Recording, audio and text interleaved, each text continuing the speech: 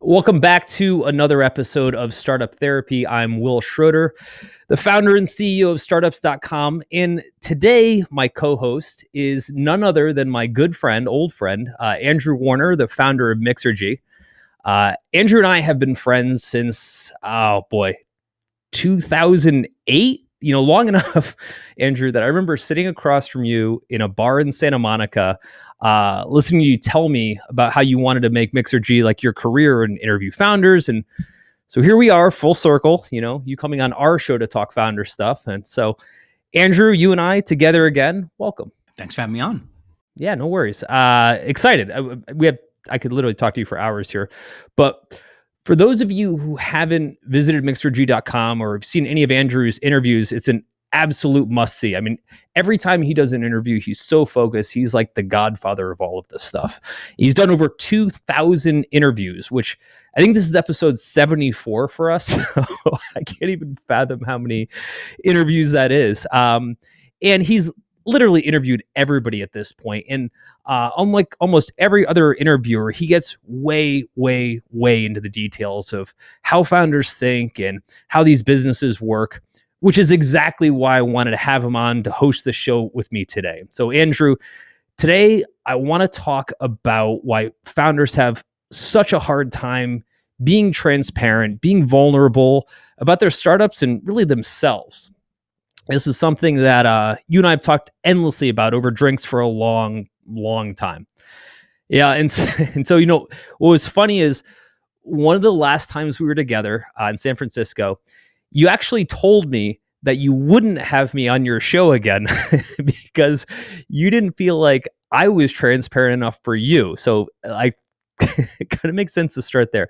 In your mind, I have to ask, why don't you think founders, because you interview thousands of them, really like me, are more transparent about their startups? I mean, what do I need to do or anybody to get back on your show in a transparent way? First of all, I didn't feel like you even wanted to be on the interview at the time. I felt like you were at a place where you thought you were too good to be on, that your businesses were all blowing up, that people were giving you major investors were giving you $20,000 a piece just to help you think through what your businesses were going to be. But that's where I felt you were. But before we get to you, I'll open up about myself. I have to tell you that I have felt really bad about being as open as I am. I remember specifically hiring an interview coach. I was watching this interview show on television. The interviewer was fantastic. I said, I've got to get the producer of the show to come and work with me.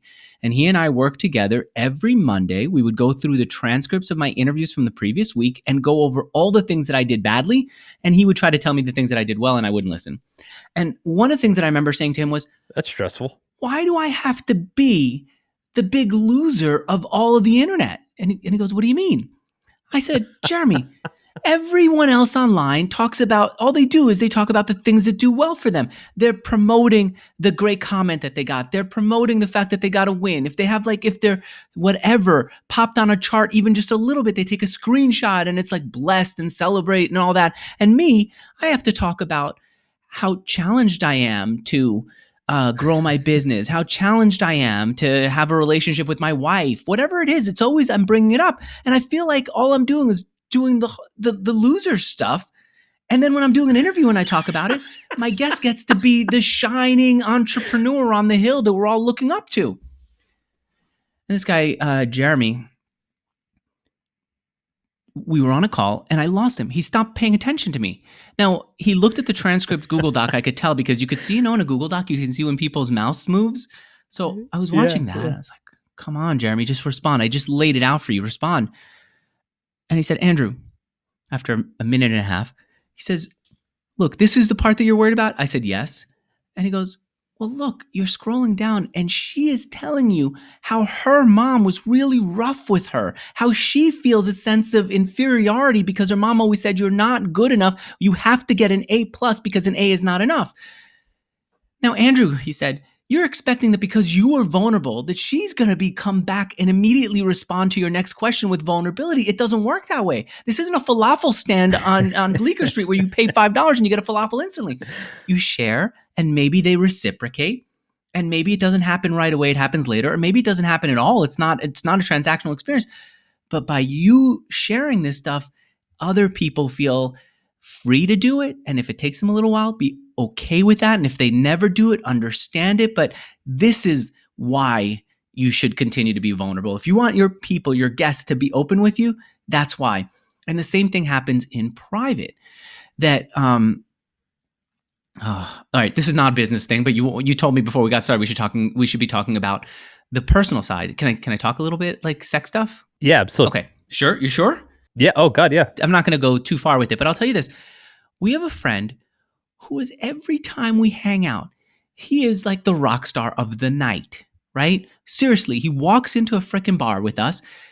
People are strangers are high-fiving him. I swear, I saw this happen. It's amazing. Yeah, and I'm like telling him about the problem Olivia and I had the last week.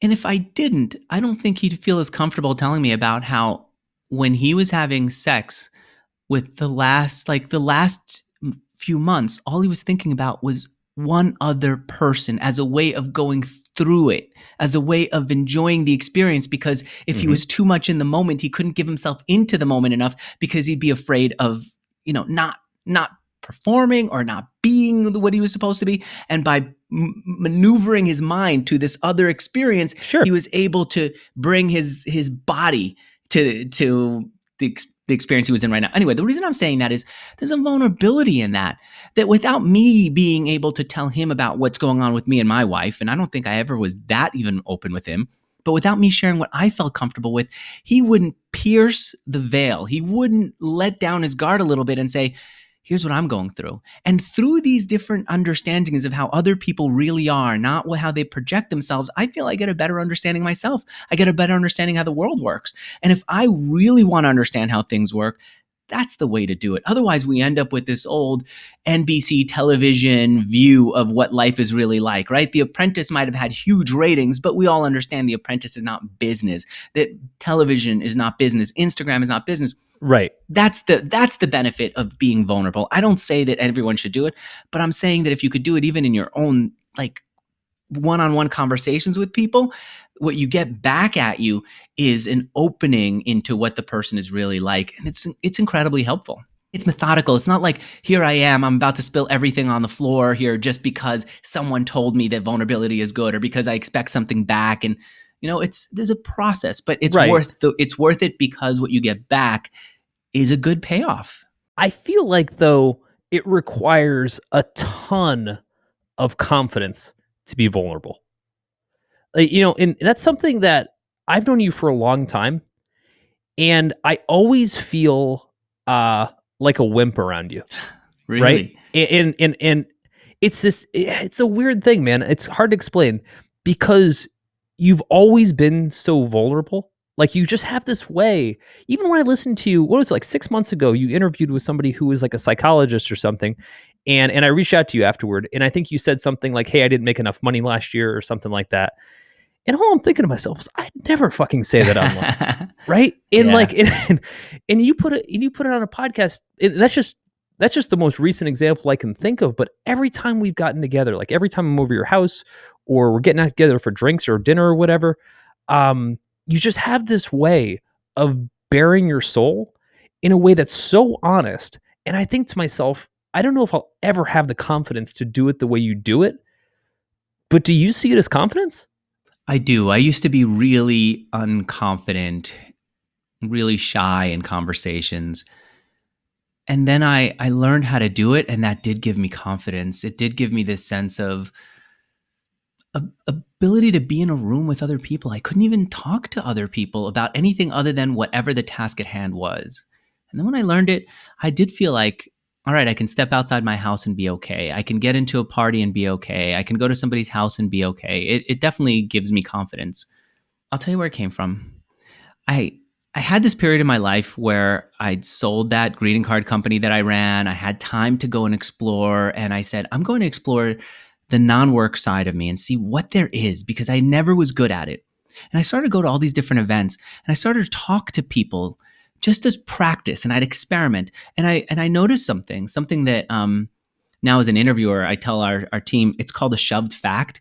I tell every producer who works with me, when you're pre-interviewing a guest, look for those shoved facts. One of them came to me. The best example was, I finished a Toastmasters club meeting where I was learning how to give a speech, and we ended up at somebody's house, and we were sitting around talking, and Anita talked about how her sister said, my sister committed suicide, then I got in my car and I came all the way to Los Angeles, and then I didn't know anyone here. And I realized everyone else around the circle was talking about how they didn't know anyone when they came to LA. They totally missed that shoved fact where her sister committed suicide. Right. And I realized, oh, a lot of people do that. And a good conversational technique is to just say, she committed suicide. And if you give her room to talk about the thing that she's desperate to talk about, that she shoved into the conversation that no one else asked her about, then you give her an opportunity to have a real conversation for the night instead of another LA is full of traffic and a lot of us didn't know people conversation. Once I learned little things like that, it helped. It doesn't take much either. Like, I think it's so rare that people are willing to actually listen. Like, you've developed this technique, but it's also who you are, Andrew. You're just such a good listener. I think like you do a good job of saying, hey, I've been listening longer than everybody else has, and I'm actually still paying attention to the words you actually used, and I have like an insightful question about it. And I think, whenever we get together and talk, you're such a good sounding board because I can tell you're listening. I don't think for a lot of folks that we interact with, it feels like they're listening. It feels like instead, they just can't wait to talk. And we talked about this a little bit before we hit record. You're saying you were talking to some folks, and like it just doesn't feel like you're getting to know a real person. Yeah, it feels shallow. It's useless. I was specifically thinking at the time about my wife has this friend who's so open with her, and they're such good friends. When I get together with them, I have a miserable time because the husband is giving me nothing. He's telling me about the brand of shoes that he got. He's telling me about the way that he's setting up his home. There's nothing, there's no, I failed this week or I hate this job. There's nothing that is at all showing a vulnerability or a real sense of who he is. And it's just deadening to me to have conversations with them. I found that around the time that like you and I met, right? And it's funny because you're talking about when we were starting Afford It and we were getting the $20,000 checks. Elliot, my co-founder, and I just did an episode, the last episode, talking about how that was the most hellacious point of our life, how we had failed so miserably, and how on the one hand, we were showing the world how we were killing it, which is literally what you just referred to, and we were going home and crying ourselves to sleep. I thought for how long? Because I do feel for a while there, you were on top of the world. You came to Los Angeles, having made it in Ohio, having had a few companies that worked out, having profit, and you were saying, I made it, I know it, I'm going to now enter this other world of funding, of going big. It wasn't called a unicorn, but unicorn status is what you're going for. And there was a period there when you did feel like you had it, you understood it. It wasn't fake, was it? It was one of those things where the stock price starts going up and everybody just assumes it's going to keep going up. And it just didn't. And it was the first time, and this all ties together. It was the first time that I had ever very publicly failed at something. And so up until that point, I was probably in my early mid 30s. Up until that point, everything had always worked for me. I don't mean in life. I just mean in business, right? I had a shitty life, but like a good business. And I'd never had something to report that wasn't numbers or up and to the right. And so I was the consummate chest pounder. In fact, I'm using those words specifically, and I think you could appreciate this, because I'll never forget, like sometime during this period, I end up having this coffee with Mark Suster, right?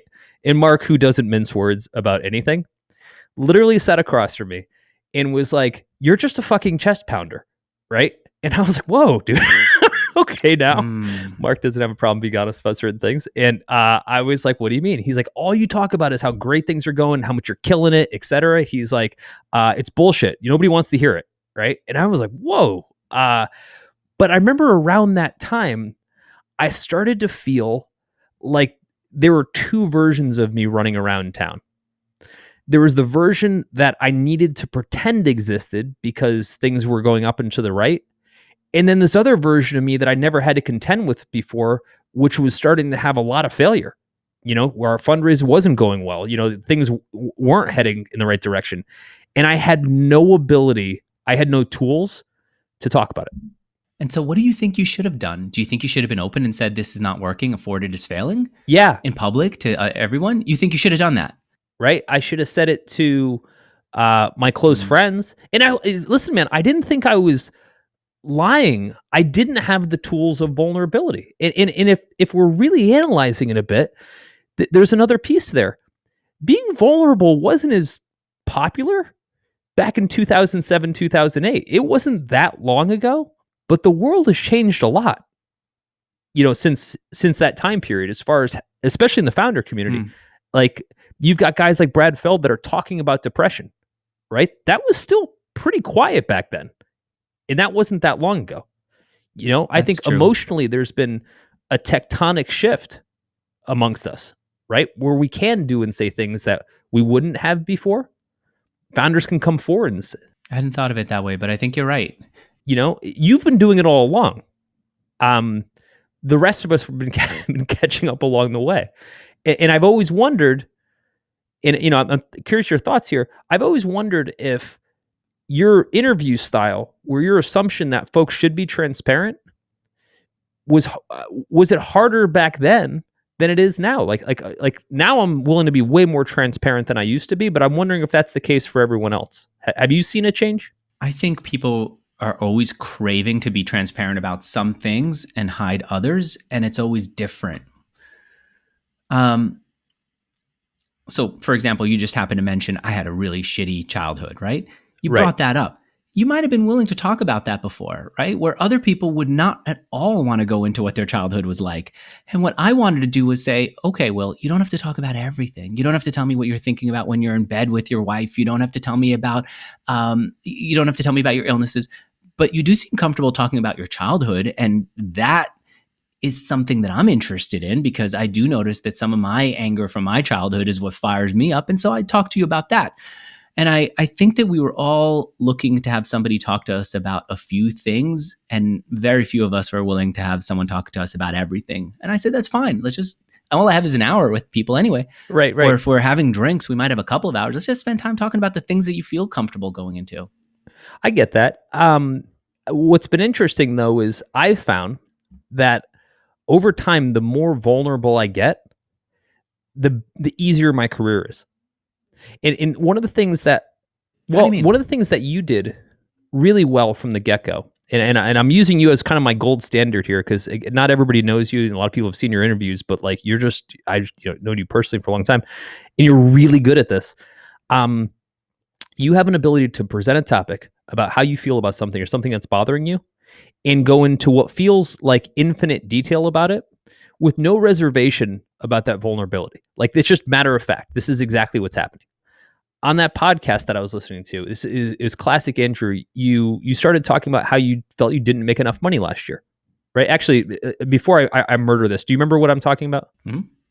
You're talking about Sherry Walling. Yes. She is the author of Zen Founder and wife of Rob Walling. And there are a lot of little hooks where some people might have come into contact with her and the businesses that they're part of. Do you remember what you said to her about, hey, I don't feel like I performed enough last year. I didn't make enough money. I do remember saying that. Yeah. Not a lot of people would say that, Andrew. Like you say it and you have no issue with it, but here's what's awesome about that. And what I think founders would really benefit from. It gets it off your chest. The moment you're vulnerable, you're not defending anymore.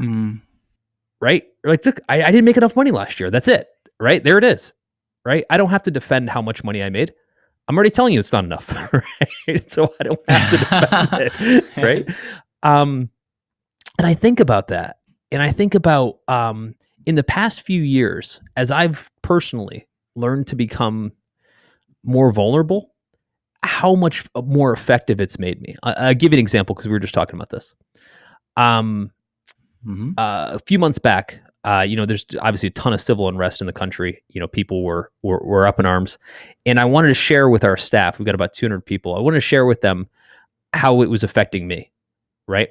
and some of the things that some of the feelings it was bringing up in me, and I shared with my staff something that I've really never shared publicly before. It's already out there, so I'll explain it. But I had a really shitty childhood.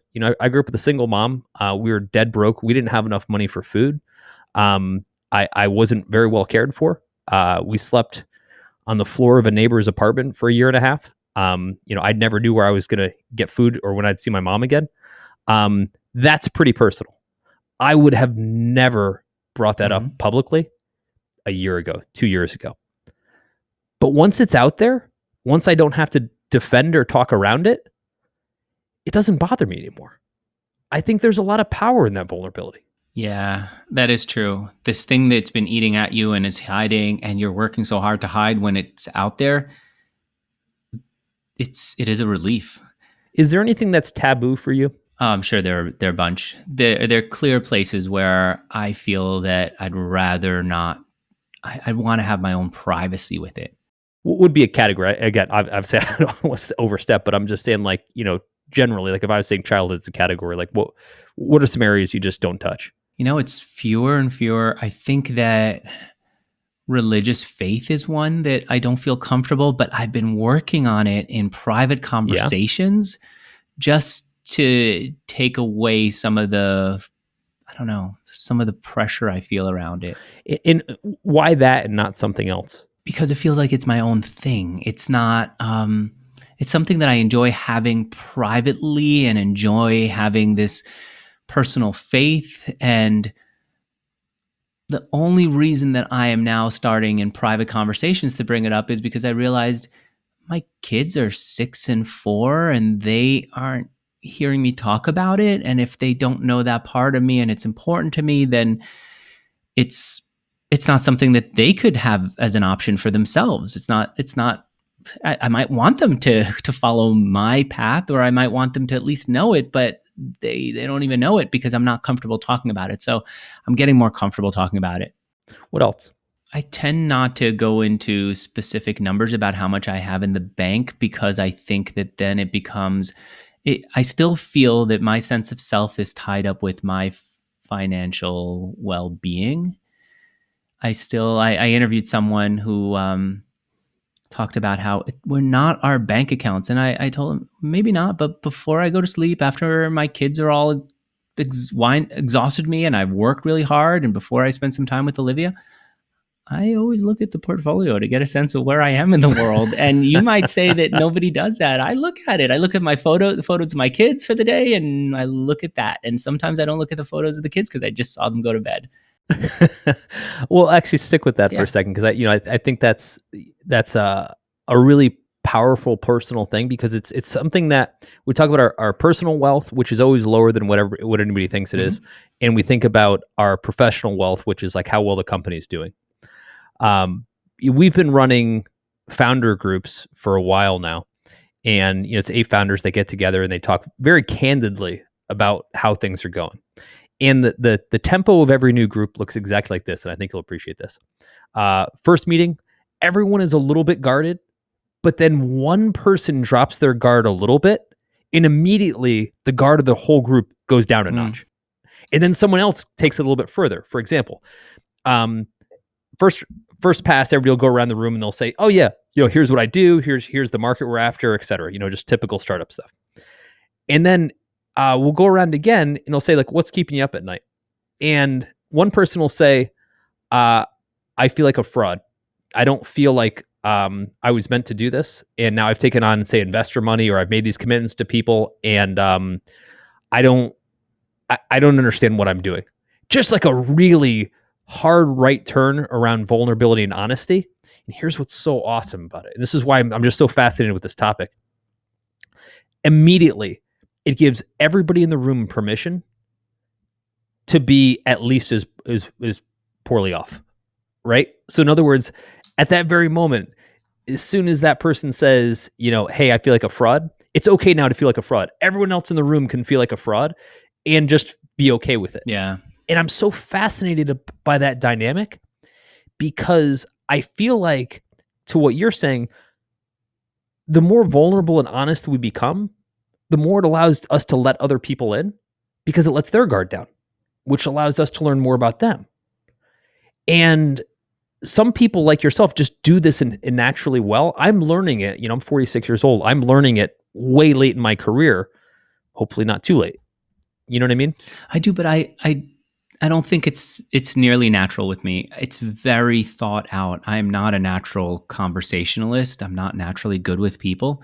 But once I learned a few techniques, I loved it.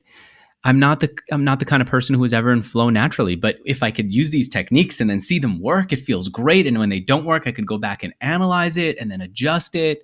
And it's definitely thought through, and my wife can see it having been with me for a long time. So for example, the story that I told you earlier about Anita at Toastmasters, at the end of it, I could see, by the way, throughout the conversation, she loved that she finally got to talk about her sister.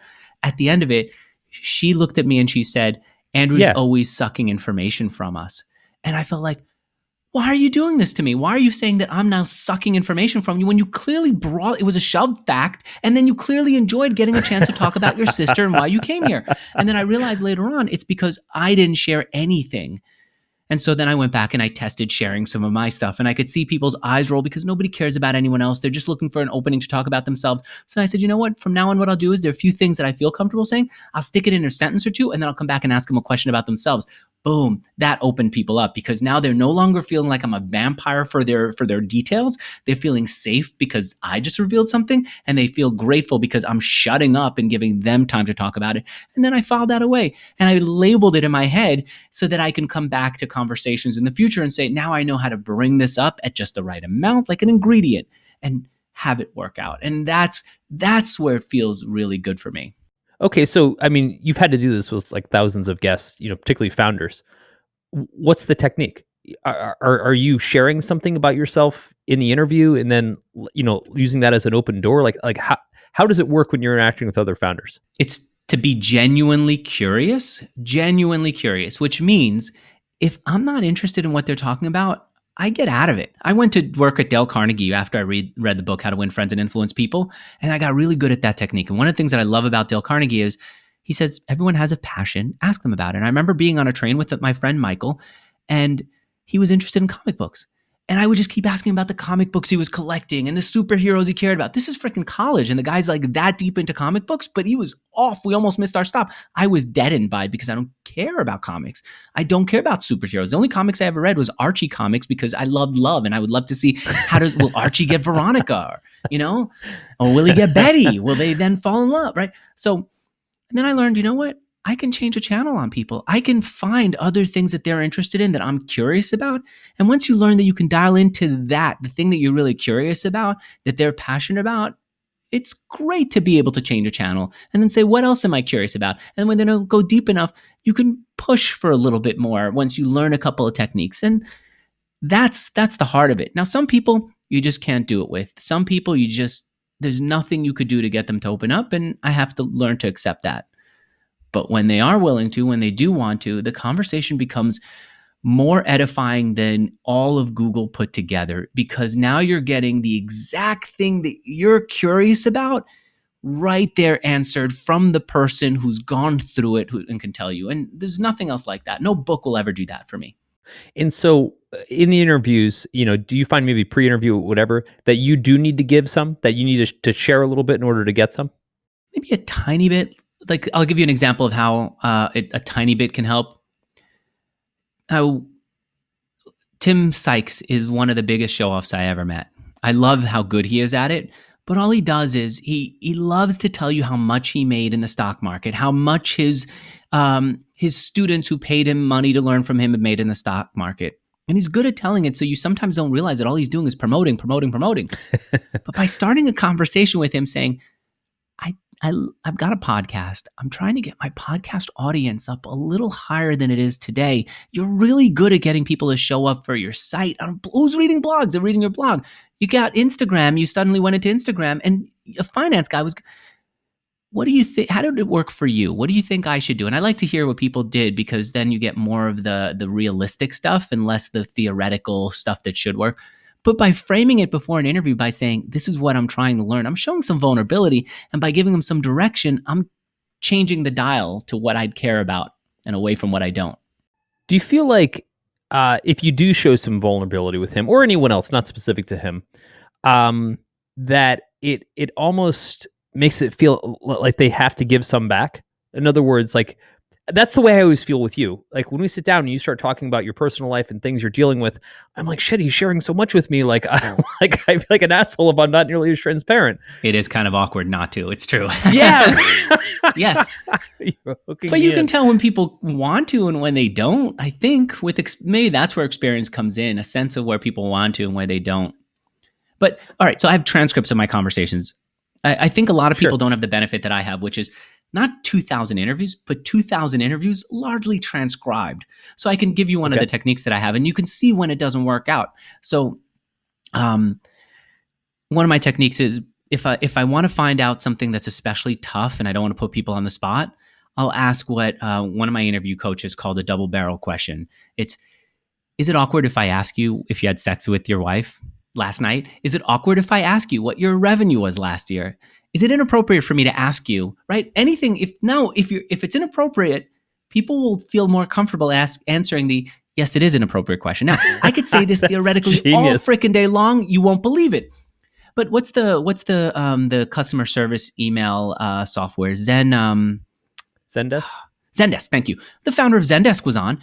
You could go in the transcript. You can see I ask him, is it inappropriate to ask you about something with his wife, with his marriage?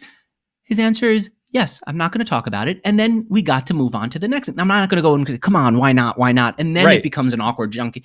But if you phrase it that way, I don't think he noticed that I was asking him two questions. I think he noticed the question that he felt more comfortable answering, which is it inappropriate? Actually, Andrew, it's not something I feel comfortable talking about. Boom, Andrew moves on to the next thing.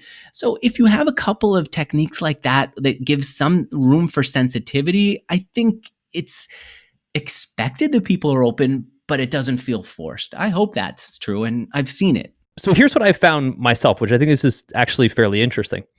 Over the past few years, as I've gotten more vulnerable and I've been more confident in doing it, and like I said, I keep kind of referring back to the conversations you and I have had and how I've felt on the other side, I've found that me being more vulnerable has made building relationships 10x faster.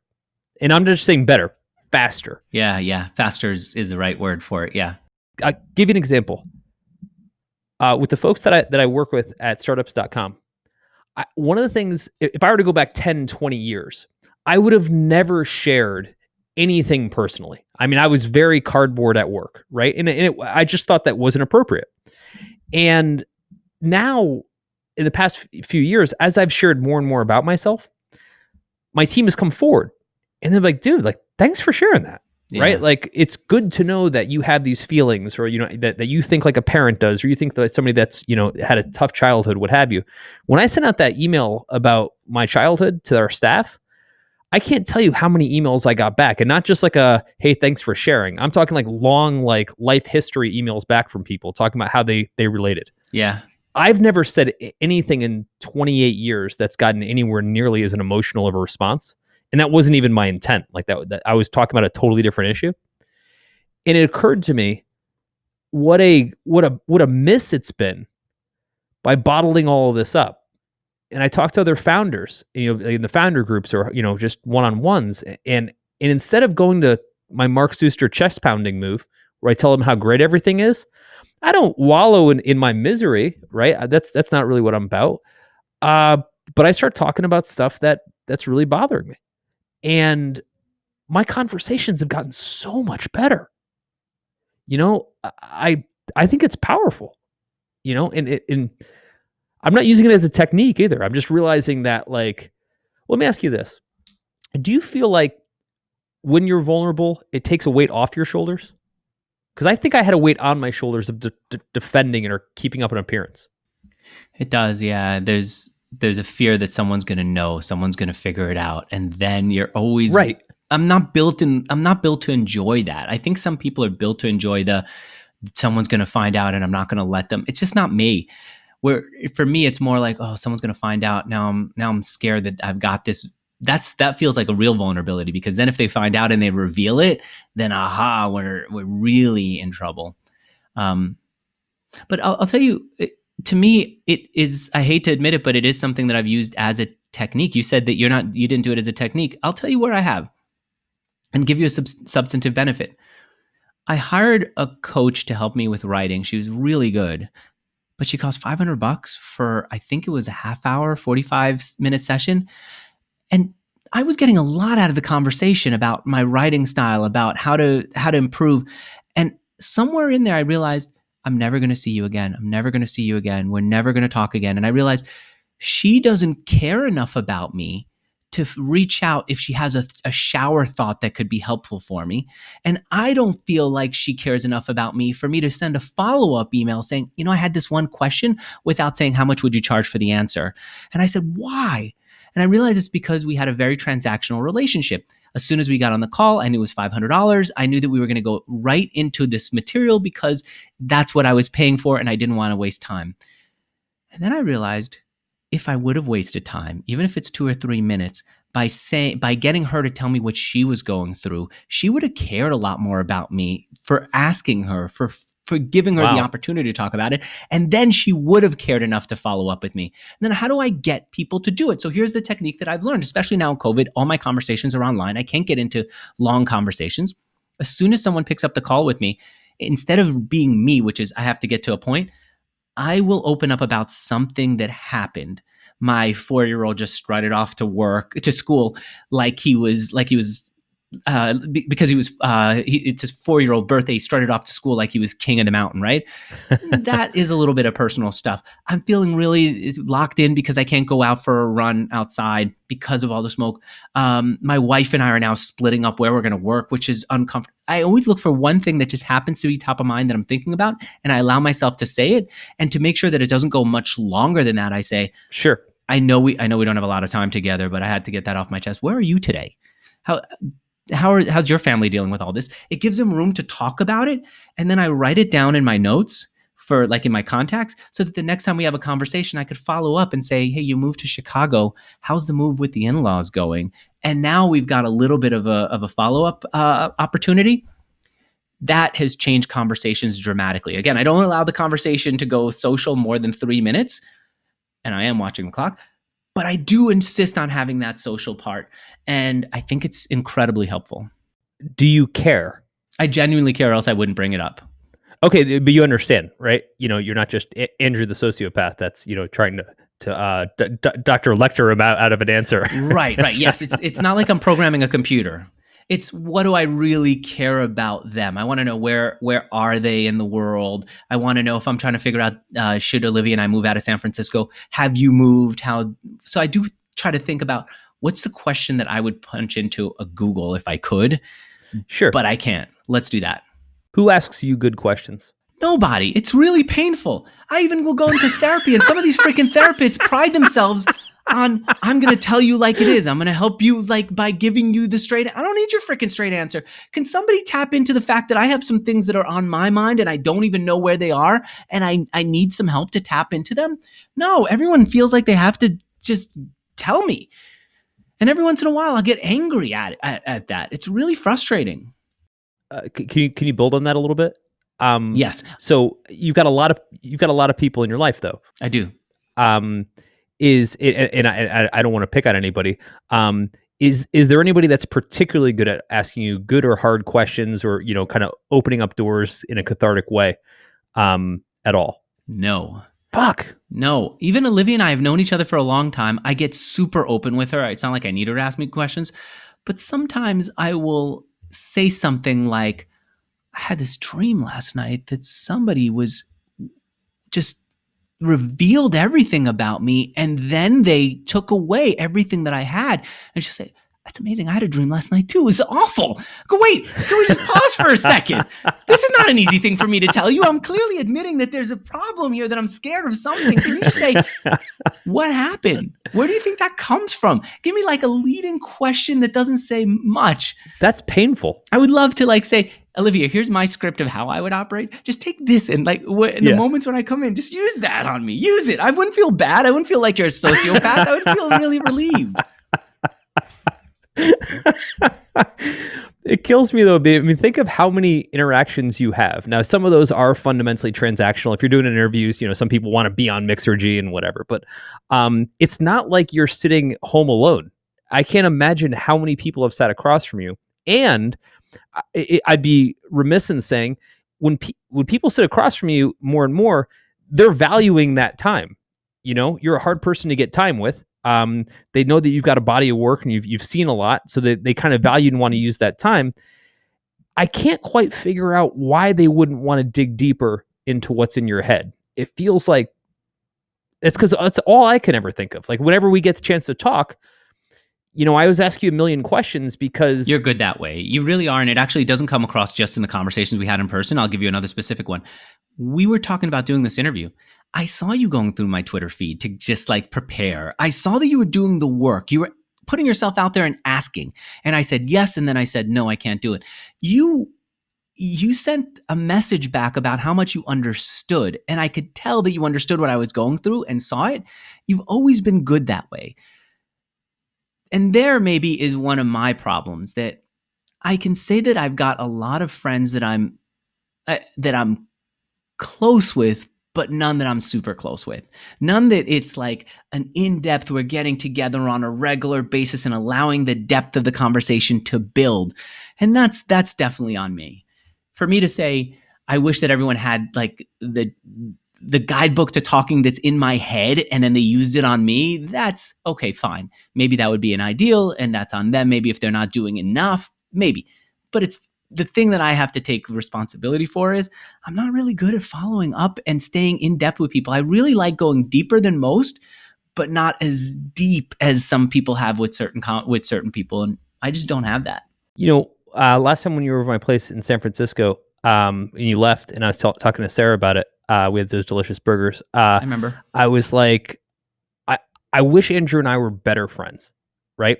And this is kind of a common refrain for me, and I say that to say not just as a compliment to you, but like, and Sarah and I were talking about this. I was like, why don't we know each other better? Like, why aren't we hanging out?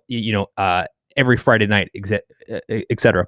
And it's one of those things where I don't know that I can have a super in-depth conversation every time. Maybe Andrew's too intense for me, right? Maybe every time we get together, like, we're just having this amazing conversation, what have you.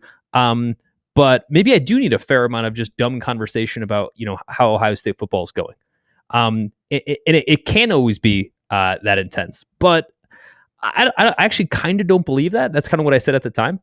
I think that actually, even at the time, I think that certain folks that kind of take things a step further with me, ask me harder questions, makes me uncomfortable. I don't think I can stay that uncomfortable for that long. And I think I pull back subconsciously. I think I'm not calling you because I'm, gosh, shit, Andrew's going to grill me about something and he's asking me good questions, but maybe that's a little bit too much. It definitely is intense. I don't think that I always do it. I'll tell you that I do have another intensity that causes a problem. I remember the last time before COVID hit that I went out with a friend of mine, Johnny Chan. He, I think, knew of a bar that had jazz downstairs and good drinks. And I'm sure he just wanted us to get together and talk. And it was good for us to just get together and talk. And we didn't go into deep stuff, even though we've known each other for a long enough that we could. But I couldn't help but make friends with the drummer and the guy who was sitting next to us who was causing trouble with the bartender and this other person who came in with the beautiful people. And then like we were suddenly at this table with other people and he didn't have any time with me. And that's another level of intensity that I think makes it hard. I can't just sit still when we're going out. I have to go and do something. I think about another friend of mine who has one buddy that he'll get together with on a weekly basis to do Skype, at least weekly Skype, and then just have beer over Skype because they've been friends long enough. And if they happen to be in a different city, my friend Rich will just do it over Skype. I can't just do that. It's not enough. I always have to, when he and I last went out, I had to say, who has really fun time in San Francisco? People in the Castro. Everyone else is lame. We're going to go to the Castro and we have to talk to everyone who's in like a gay couple, a lesbian couple. And I have to get to know them all. And that is a problem that I have. I just need more. Okay, so stick with that. I'm incapable of small talk. It's actually my fatal flaw. It doesn't interest me whatsoever. Me too. Um, Right. and by way of that, um, a lot of people say that I feel like you're interviewing me because I ask progressively harder questions of people. I'm not trying to do it. It's not an interview technique. I'm actually just legitimately interested. Yeah. And I'm like, oh my God, well, if this is true, well, what about this? And if this is true, what about this? Do you feel like as you've gotten more and more good at what you do, that you now interview people? You know what I'm saying? Like you're subconsciously interviewing them. I think you're having the same problem that I had with Anita, where I was giving her so much room to talk about herself that, and I'm following the train of thought that she wants to talk about. So she's happy to. Most people are. I think at some point you've got to just go off on your own thing and take the mic away from them, almost to the point where it's like, hey, wait, what about me? I'm here. I think that helps.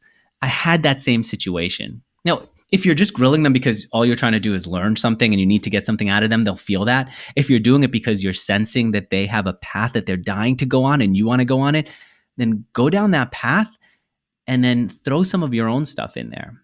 Olivia didn't like, we were at a dinner. She said, how did you have all these people talking so well? And everyone was just opening up. And I said, she didn't like the word that I used because I said, did you see how that one guy just kept going off and he wasn't adding anything to the conversation? She said, yeah. I said, I was punishing him by not including him in the conversation and then giving him the mic when I could see that he was going to go without being the douchebag promoter of himself. And she doesn't, as like the hippie, she doesn't like that I said punish, and that kind of ruined the night conversation for me. But that's true.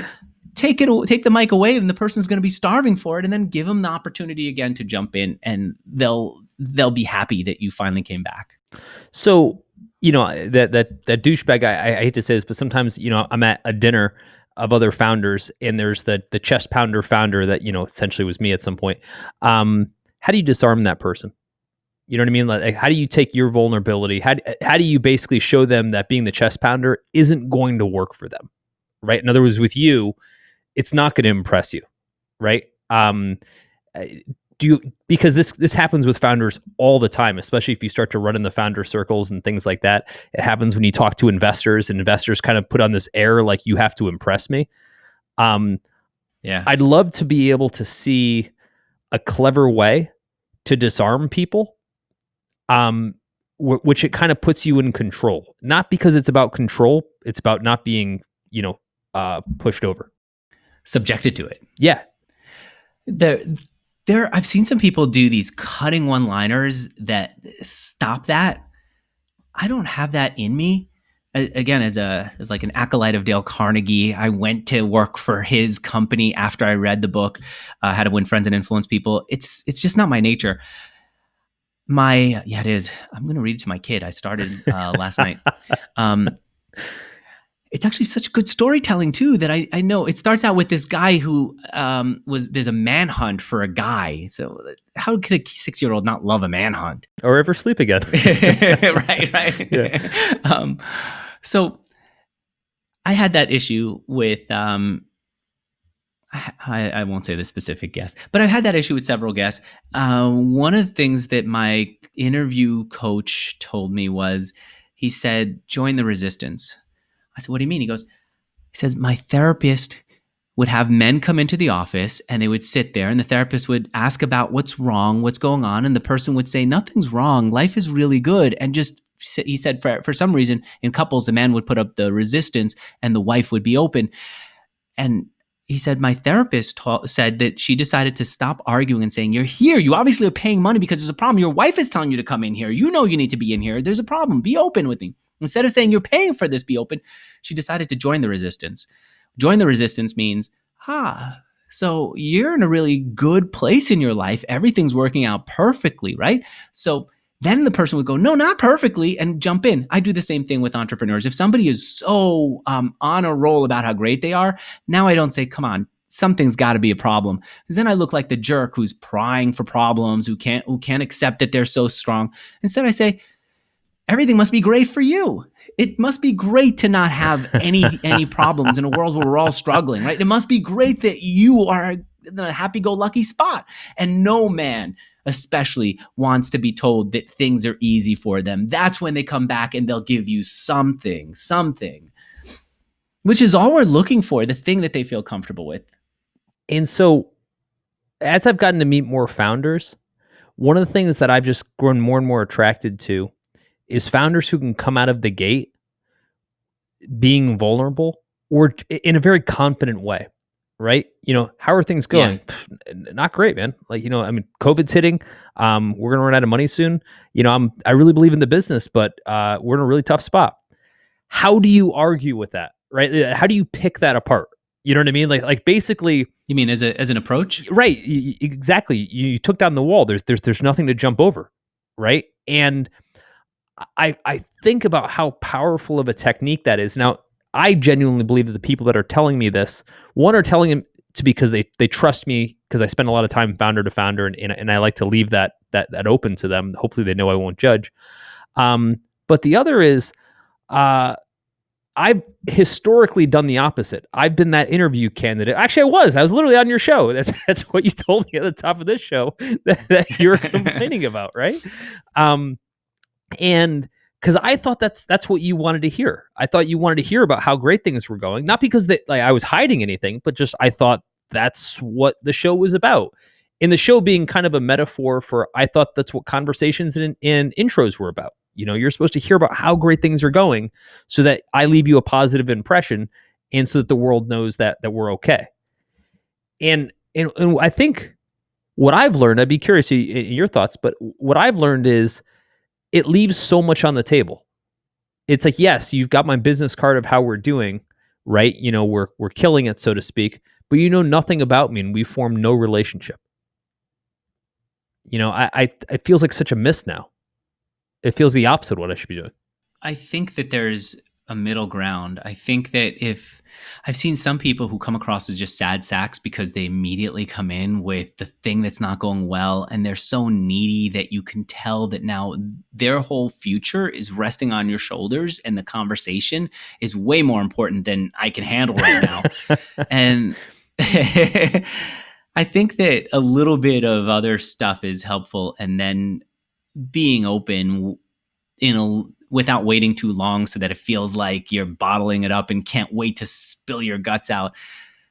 Is better. I would suggest, with few exceptions, start out with something else and then come in with this and do include it. Do include the vulnerability. Do include the part that's a problem, because you're almost tricked. All right, here's another one of the tricks here's another one techniques that I had when I was dating.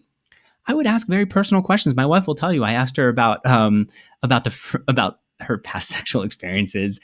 Now I feel weird about the way that I said that, but I asked her about it on the first date really quickly. Because when you get open, I ask very personal questions, because when you get open about stuff that's personal, you almost feel like you're further ahead in the relationship than you really have the right to be. Like Neil Strauss, the author of the book, The Game, when I talked to him, I wanted to know about how to use stuff that he did for business reasons. One of the things that I learned from him was, if he would go date and he would meet someone for the first time, he tried to move locations with them, because if they move 5 locations, it almost tricks the brain to think we had 5 dates together and now we have a history together amazing. And our relationship is further advanced. Right? If you start going into a personal spot with someone, it almost tricks the brain into thinking this person is at the same level as the guy that I've known for 6 months, because we're already where we are in the conversation, as I'd be with someone who was 6 months along with me. I feel like those things are important, and I think that that's what you're getting at. I do. I also think that there's another aspect that I spend a lot of time with, which is tell me how you feel. See, there's kind of 2 ways we can approach things. Here's what I think and here's what I feel, right? How's your business going? That's what I think. Well, it's going well. Numbers are up and to the right. How do you feel about your business, right? That opens up a different conversation. And if you're a founder listening to this, if you've ever talked to me, I've almost invariably asked you, because I actually give a shit, how are you? Right? We can spend an entire, actually, I had a bunch of dinners last week with some different founders, all who've built massive businesses. I don't think we spent 9 seconds talking about any of their businesses, and we spent 4 hours together. And it's not that I don't care about their businesses per se, but I actually care about them. And, I'm very passionate about the founder journey and kind of, the things that deal with. And every single time I ask these questions from founders, I get the same response. You're the first person that asked me that. I mean, think about that, right? Think about your Mark Zuckerberg, and every single time somebody sits across from you, they want to know something about Facebook, what you're doing about Trump ads or whatever. How relieving would it be if just once somebody's like, "Hey, Mark, how you doing, man?" Right? Like, how are you holding up? You sleeping well? What's seriously, like, what's stressing you out that has nothing to do with work right now, right? You know what a welcome break that would be. And I think for most founders, it's almost like no one gives a shit about how they're doing. It's all about the company, and I think that gets amplified as we become more and more one with the persona that is our company. Right? I mean, how many founders do you know, Andrew? Maybe their company's doing well, but they're in shit health right now, or they're depressed, or you know what I mean? Like those two successful paths aren't in unison. And heaven forbid somebody asks them about that. Yeah, one thing I realized the other day, I didn't have the guts to ask, and maybe it's better that I didn't. The person I was talking to had clearly put on a ton of weight, and you could see when it's scared weight, when it's stress weight, and I didn't know how to bring that up. And I know that I did it at Scotch Night with a friend who was grateful to me years later for calling it out and letting him talk about it, but I don't know how to do it on a podcast where people are listening. And that's where I feel like the personal side is so important. It's so interesting, but we don't talk about that. And I don't talk enough about it, even me. There's different ways to get there too. I mean, you can basically talk about stress, things that lead to that, and see if that door is open. But it goes back to the fact that you would even care, right? I mean, think about how many conversations you have in a day where people care about Mixergy, maybe getting on your show, business transaction, exactly like you just said a moment ago about the person you paid $500 to get that writing advice, right? And how little it takes to kind of break out of that consistent stream of people who don't give a shit and just ask a very human question, and how special that makes you. You just reminded me of something. There are a few people who before an interview, before a meeting, they would ask me about running. Now, who gives a rat's ass about running? Most people, no one looks out at the street, sees a runner and goes, wow, that looks like fun. I want to do it. If you see someone play basketball, you go, I'd like to do. You see them do like whatever on a skateboard, you go, I want to do it. No, there are few people who would do that. And I felt like, wow, now I get like this glow of, I can't wait to tell you about the run that I'm having or the frustration that I'm having. And it's like my own little hobby that I get what you're talking about, that tapping into the thing that's about me, that's not about work, really does bring me to life, because I'm not used to anyone caring about it or knowing it or taking the time. And that does actually, there are a few things like that. That's not the only one. It also doesn't have consequence. So Andrew, when you ask me about startups.com, how's it going? My answer has consequence. My answer has consequence. Like, what if I say something's bad and Andrew repeats that? What if I say, "Hey, we're gonna lose a deal," Andrew, and that somehow leads to us actually losing. I mean, any number of things. Yeah.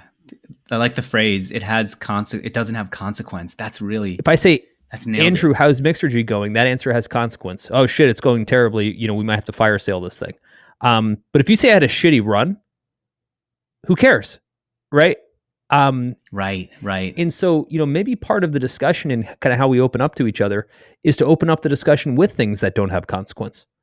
So we can talk about things we care about, especially when we're talking to founders, because I think founders have this issue very acutely. Yeah. I think even in general, people have their topics that have consequence and topics that don't. And it really is relieving to talk about the ones that don't have consequence.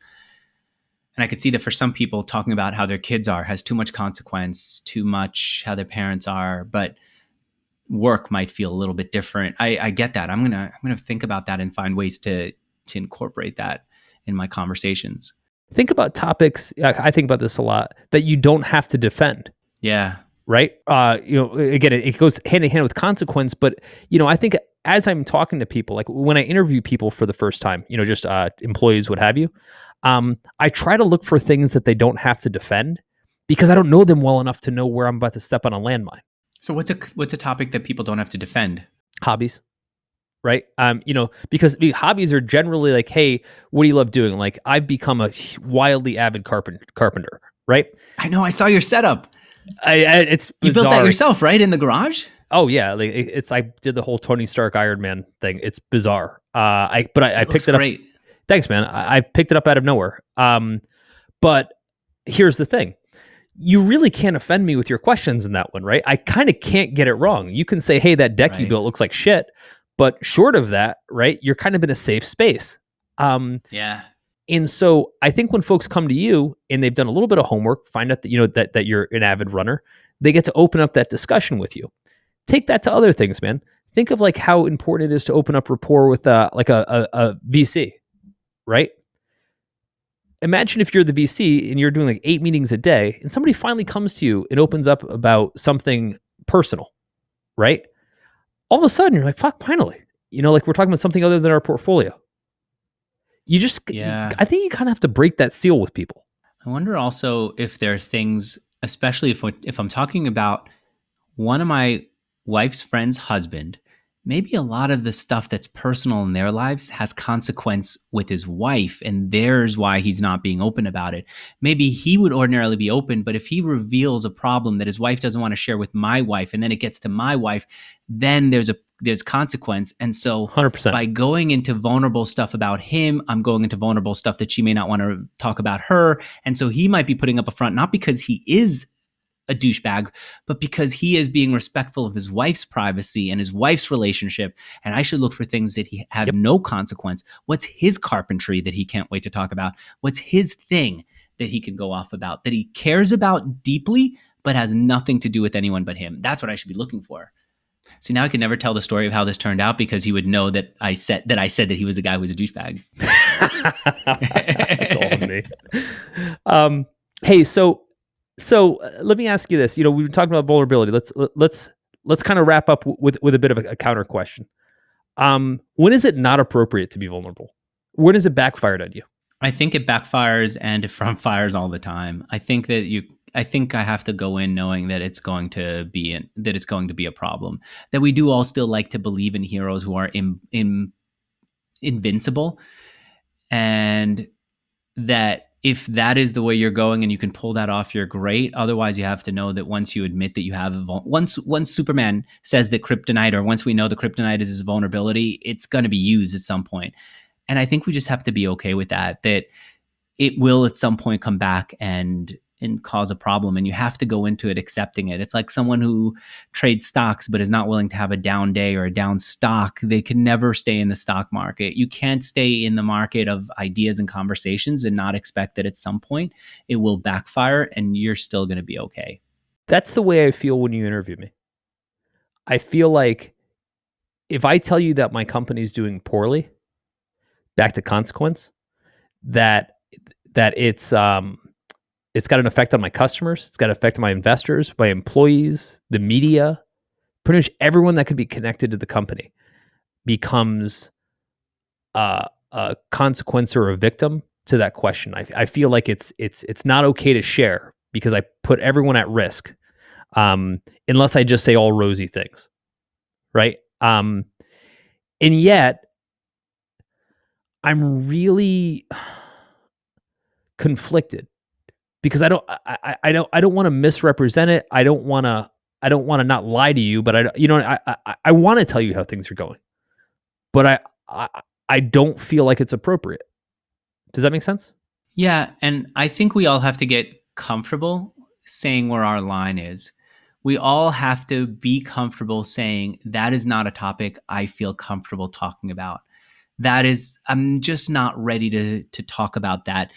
And most people will accept that. If they don't, you could move out of the conversation or you could just put up more blocks. But I think we have to be comfortable with it, or else we're going to go to bed sleeping and waking up worried about the stuff that we said. And we're not going to have personal conversations unless we can also say, here's where our limit is. Here's where I just don't feel comfortable. And there are ways to transition a conversation away, and we should be comfortable doing that.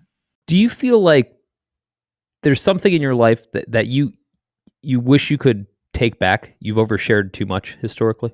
Inevitably, when we do interviews, I will get calls from people, texts from people who I interview saying, can you edit this thing out? And inevitably, it is the best part of the interview that they want edited out.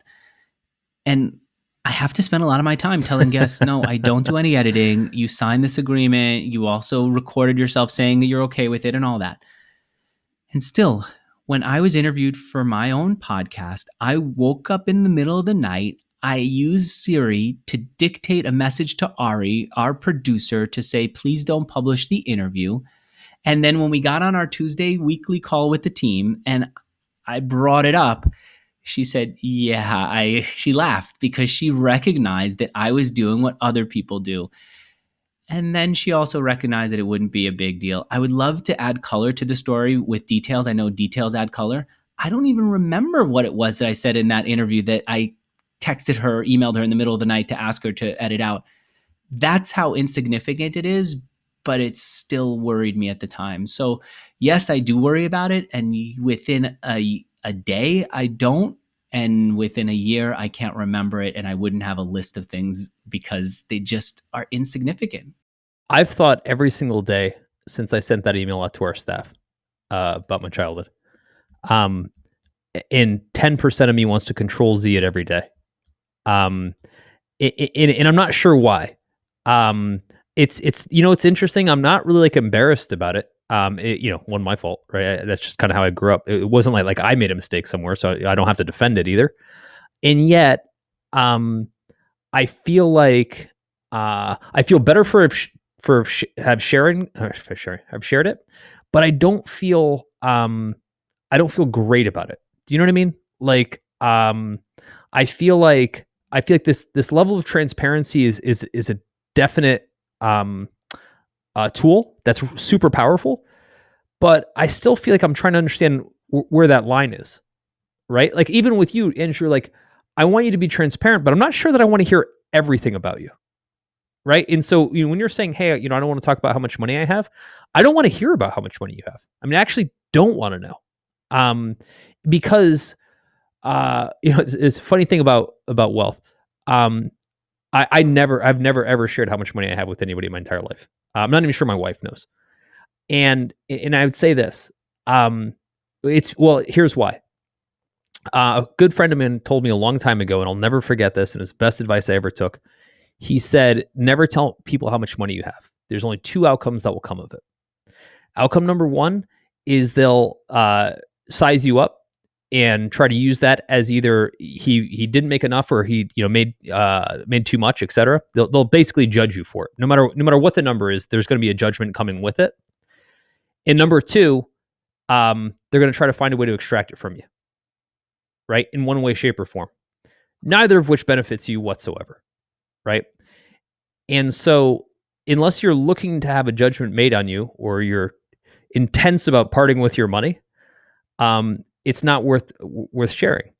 And ever since then, and that advice was given to me 24 years ago, ever since then, there have been countless people who've tried to add up my bank account, and certainly countless more that have tried to extract from my bank account. And it occurred to me every time I'd hear somebody else saying, this is how much money I've made or this is what I've done, what a colossal mistake was. That's one of the few things that I've never shared that I've never regretted, not sharing. I'm with you. I think that you're right in that analysis. I also find that there's some people who, I'm sure there's some people who do benefit from it. I don't think it's common enough. And I think your point of view is I know that's the one that I subscribe to. And I think we should just feel comfortable saying that's a line that I don't feel comfortable going into, and also comfortable transitioning the conversation away, because otherwise you're leaving the person with this thing with this puzzle that they have to figure out. Yeah, I agree. It's also sometimes worth saying I don't really want to share it, and honestly, there's not much to it to even be worth sharing. That way you basically say the treasure chest is empty. So you kind of dismiss that. Last question for you. If you're thinking like long and hard about where transparency has benefited you the most, and where it's cost you the most, how do you think about that? And I say this, Andrew, because of all the people I know, you're the best at it. It's almost like asking Dale Carnegie, you're the best salesperson in the world. Where's it benefited you, et cetera. You're so good at this technique of using transparency. if you look back and think of all the places where it's gifted you some, special opportunity, what does that look like? And where does it cost you? Because you're also, you don't just say it, you actually express it as well. The places where it's gotten me the best benefit is that other people were then equally open with me, and it created good long-term friendships. I mean, ours is an example of that. And with the audience, it's given them an understanding of who I was. And so they could connect with me. Remember when Steve Jobs picked somebody to write his autobiography or his biography, the authorized biography? The writer got little things wrong, like the material, the type of metal that Steve Jobs used in the iPhone, which, as a technical point of view, you should get that right. But Steve Jobs knew that he wasn't going to get everything right about the technical side of the business. What he did get was a little bit of the flaws of the person. And we connect with technology that's flawless. If a website takes more than 2 seconds to load, we want to move on. It has to be so flawlessly fast that it's instantaneous.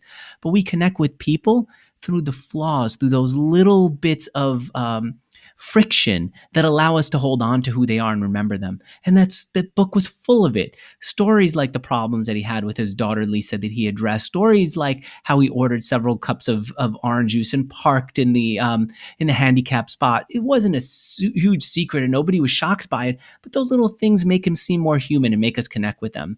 So there's an absolute upside in that anyone who knows and likes me, it's because they've seen some vulnerability that they could hold on to, that they could connect with.